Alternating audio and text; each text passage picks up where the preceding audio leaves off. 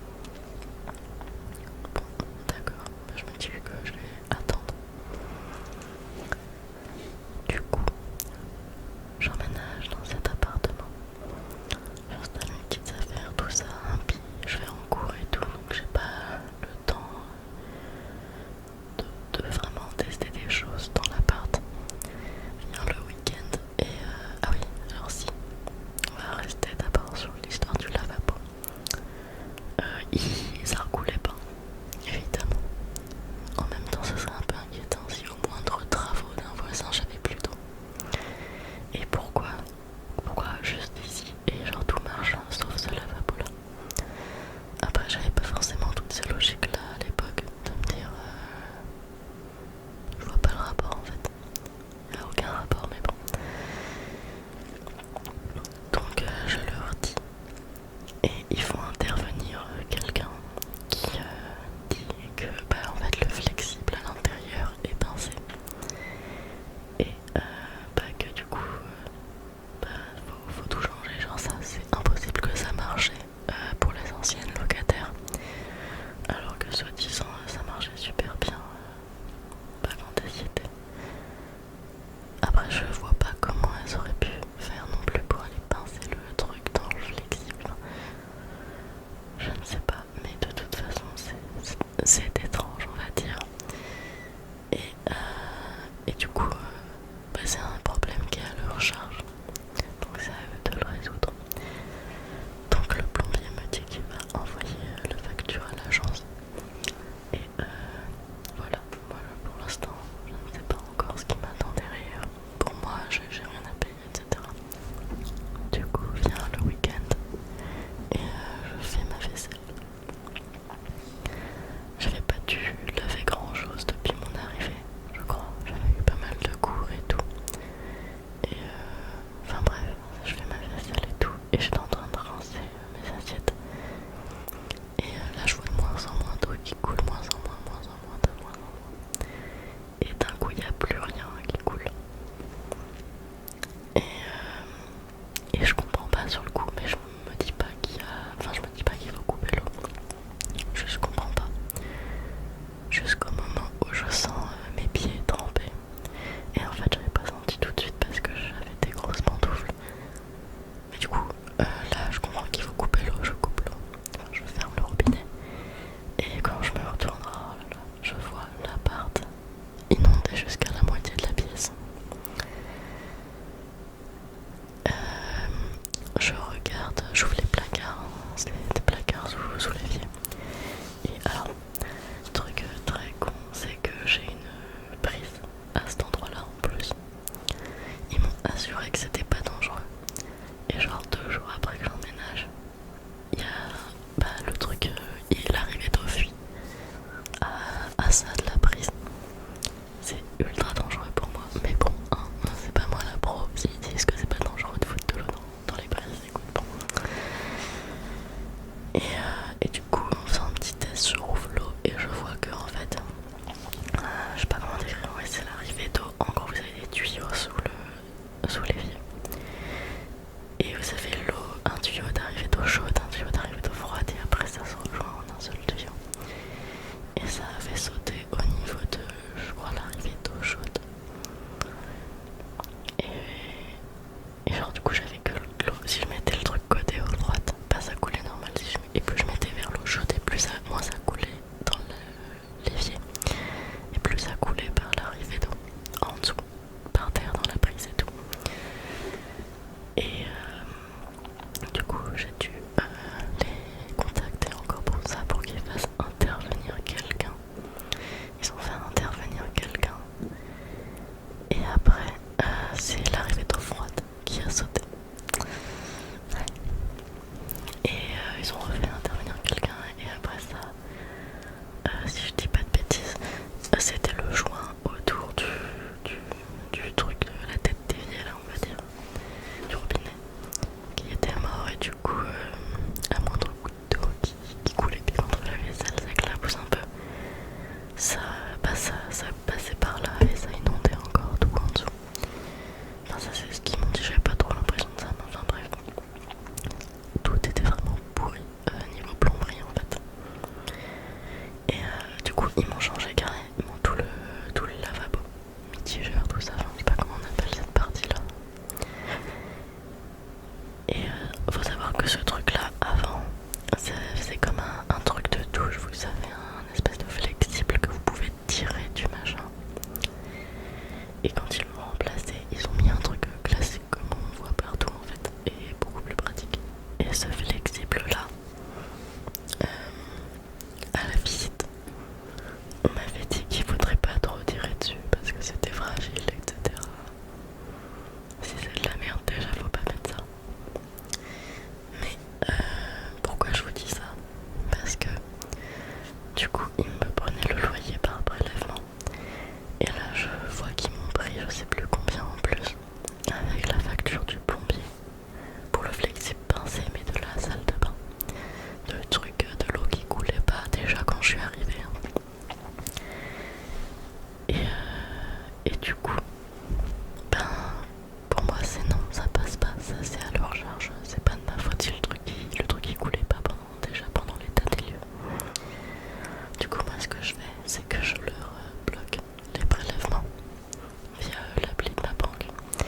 et je vais les voir remonter. Et ils se défendent en disant que elle m'avait bien dit que le flexible était fragile, qu'il fallait pas tirer dessus. Alors déjà, j'aurais dit, si c'était si de la merde, tant de la merde que ça, faut pas le mettre. Et si genre, juste en l'utilisant, je l'ai cassé au bout de 2 jours, c'est peut-être pas de ma faute, genre le truc il est au bord de sa vie, il faut juste faire ça et il pète.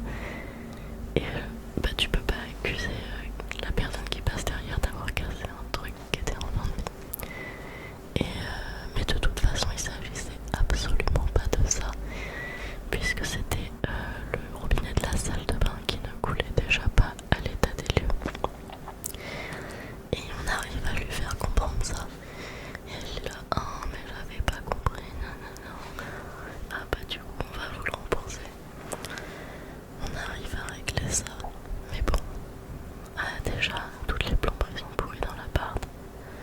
Ils sont d'une mauvaise foi pas possible. Et vous allez voir que ça continue après. Parce que du coup, comme je les ai bloqués au niveau de ma banque,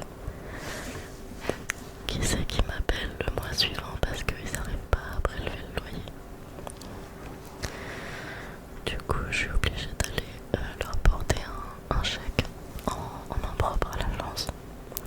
Et je leur demande quand même un reçu, quelque chose pour prouver que je les ai payés vu qu'il n'y a pas forcément de trace.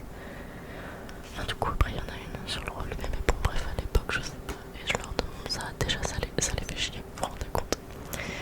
Ils font des erreurs et ça les fait chier. Ils disent qu'ils vont pas faire ça à chaque fois. Et moi, je leur dis que je peux pas forcément leur faire confiance. Ils me prélèvent des trucs à tout va comme ça sans vérifier. Je viens à peine d'arriver. Ils me louent un truc où il y a des problèmes et en plus ils facturent les problèmes qui étaient là avant mon arrivée. Donc ça commence pas très bien la relation avec l'agence. Et un mois encore après, ils me rappellent parce qu'ils n'arrivent pas à me prélever. Sauf que moi je leur avais dit que si ça, ils n'arrivent pas à me prélever parce que j'ai pas eu de trucs refusés ou quoi en fait, je les ai bloqués. J'ai bloqué le mandat de prélèvement. Donc il faut peut-être qu'ils s'en refassent un de mandat de prélèvement. L'autre c'est son boulot mais elle me soutient que non, c'est pas ça, il n'y a pas besoin de refaire un mandat de prélèvement.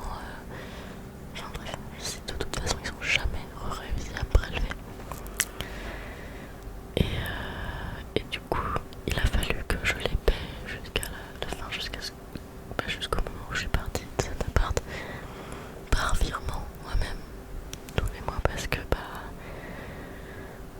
qu'ils savent pas faire leur boulot quoi. Ça arrange en rien la confiance que j'ai envers eux. J'espère très fort ne pas avoir de problème dans cet appart, même si c'est pas gagné. Et je vous ai déjà dit, je suis quelqu'un qui lit tout, les détails, tout ça, se renseigne et tout. Et je décide de lire, je lis les papiers qu'on a, vous savez, quand vous avez un logement, on vous donne le diagnostic énergétique, les risques d'inondation et autres en fonction de la zone géographique et tout. Et je lis le diagnostic électrique. Et là, je vois qu'il y a rien qui va. Et à chaque fois, il y a une ligne genre tel élément. C'est marqué qu'il manque tel ou tel truc. Et à côté, c'est marqué que en gros, sans tel ou tel dispositif, il y a un risque d'électrocution des personnes. Et genre, je lis ça sur trop de trucs à mon goût. Du coup, je décide de les contacter en leur disant que ça va pas du tout. D'après le diagnostic, je peux être électrocuté à tout moment, enfin que c'est pas aux normes. Et j'y connais pas grand chose aux lois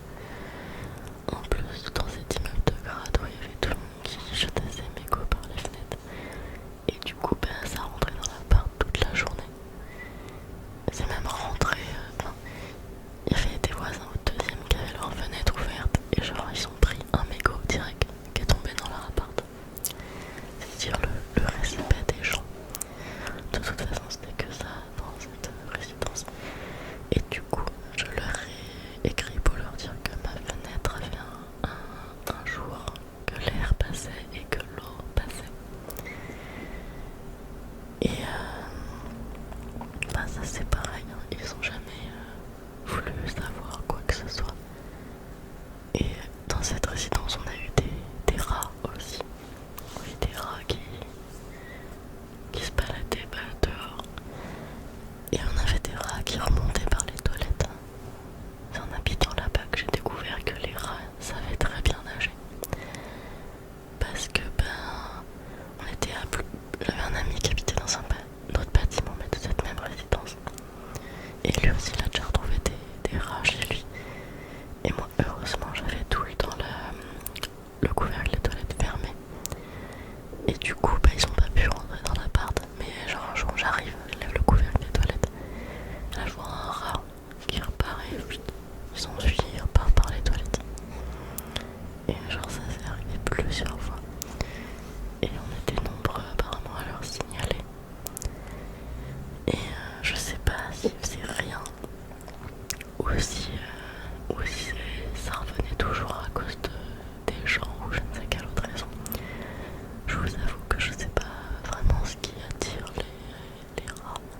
Parce qu'ils m'ont dit en gros merci, on va refaire une intervention comme si genre c'était pas la première fois qu'ils traitaient le problème et que ça revenait.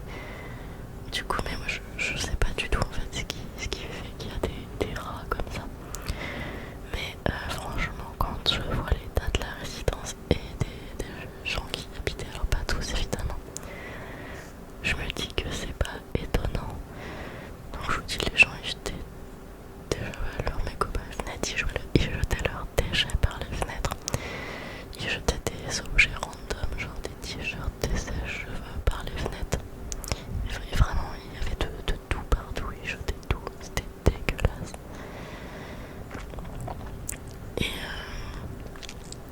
Et vraiment, en plus d'être crade, les gens étaient irrespectueux.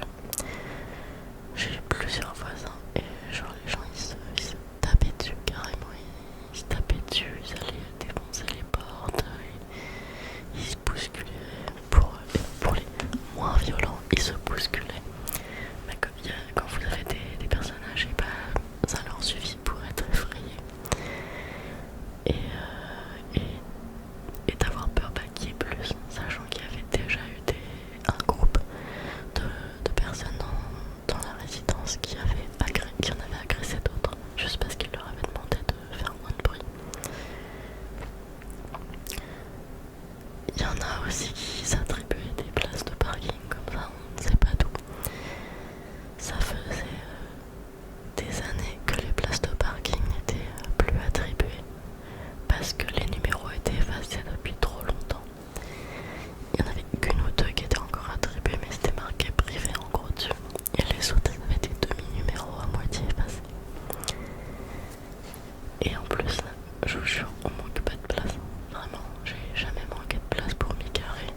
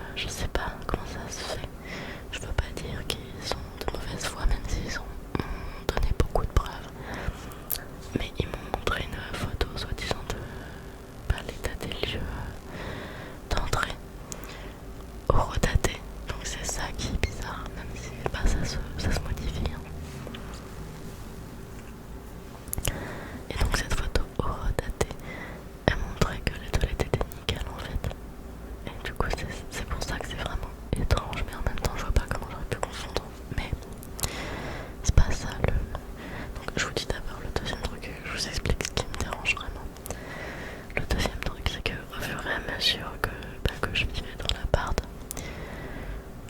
Moi je nettoie toujours, du coup, enfin la vaisselle, tout ça, je nettoie le bord, le carrelage, les joints et tout.